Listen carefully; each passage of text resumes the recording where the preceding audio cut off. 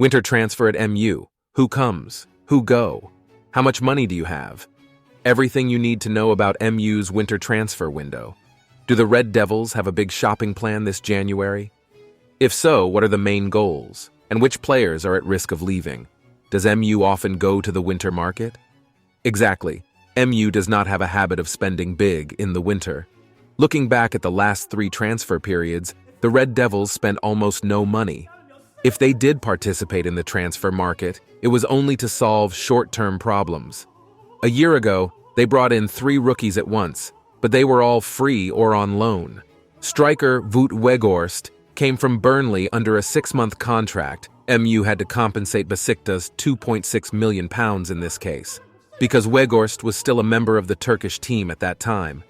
Midfielder Marcel Sabitzer was loaned from Bayern Munich, and along with that, goalkeeper Jack Butland came from Crystal Palace. A year before that, they didn't even bring in any new recruits. Previously, in 2021, Amad Diallo officially joined from Atalanta, but this transaction was actually completed 4 months earlier. How much money does MU have to spend? Not much, if not none at all. Just like a year ago, MU needs to be very careful not to violate the provisions of the Financial Fairness Law. The June 2023 financial report shows that their cash reserves have decreased to only about £76 million. However, if United can push away some high-paid players, such as Jadon Sancho, they may have a little more money to spend. That is probably also the key task of the Red Devils leadership in this year's transfer period. MU can find a way to push Sancho away. So what about Sir Jim Ratcliffe and Ineos?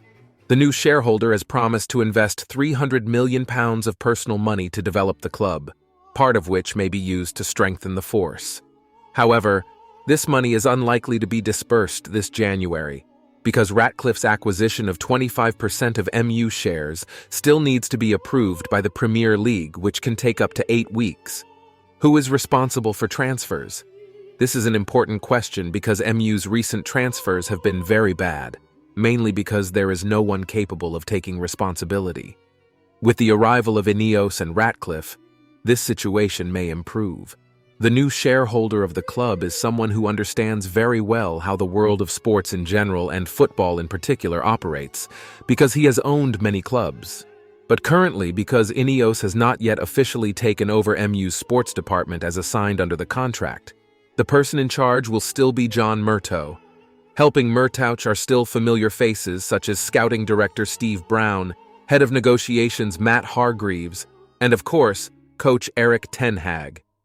Sir Jim Ratcliffe has not yet been able to officially announce the purchase of MU shares. The person with the decisive voice is still Joel Glazer, at least for now. However, as committed in the contract, Joel will have to consult Ineos before making any changes in the previously outlined transfer plan. Which position does MU prioritize? MU still needs another striker, even though they already have Rasmus Højlund. Their strikers are playing too ineffectively. United only scored 22 goals in 19 matches played in the Premier League, an average of more than 1 goal per match. Only Burnley, 20, and Sheffield United, 19, the teams currently on the bottom, have scored fewer goals. Anthony Martial proved unreliable in the backup role for Højlund and will likely be pushed away.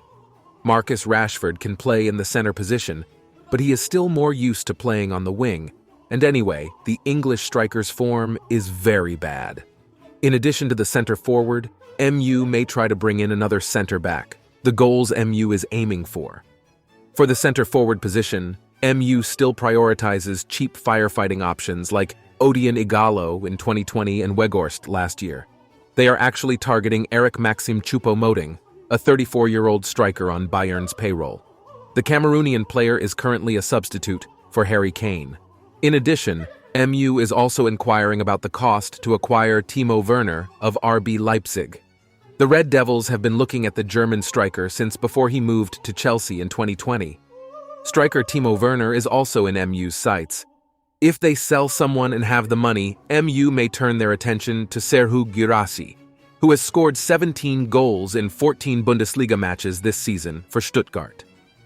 Guirassy's contract release fee is only £15.2 million. However, there are 2 concerns regarding the 27-year-old player. Firstly, he has never shown the same level of performance as he has this season. So maybe it's all just a flash in the pan. And secondly, Guirassy will have to take the rest of January off because his Guinea team is participating in CAN 2023. MU players Cancelo, Martial, Casemiro, and Raphael Varane are players who are expected to be pushed away this January. However, before any sale is made, Coach Ten Hag will have to ask, can he get better quality replacements? If not, the Dutch coach can use his veto power. Sancho is also the person most likely to leave Old Trafford. But MU will prioritize loaning the English player instead of selling it outright, because they do not want to have to cut losses in the context of still having a penalty from the financial fairness law hanging over their heads.